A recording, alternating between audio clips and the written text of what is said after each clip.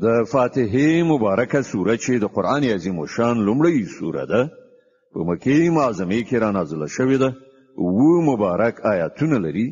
تلاوت او پښتو ترجمه یې له لومړي آیت څخه اعوذ بالله من الشیطان الرجیم پناه وړم الله تعالی شړل شوی شیطان څخه بسم الله الرحمن الرحیم د الله په نوم چې ډیر زیات مهربان پوره رحم لرونکی دی الحمد لله رب العالمین ټول ثنا ستاینه یوازې الله لره ده چې د ټولو کائناتو رب دی الرحمن الرحیم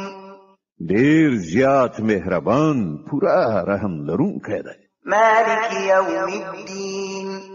د جزا د ورځې مالک دی إياك نعبد وإياك نستعين اهدنا الصراط المستقيم صراط الذين أنعمت عليهم غير المغضوب عليهم ولا الضالين مونږ همدا ستا عبادت کوو او همدا ستانه مرسته غواړو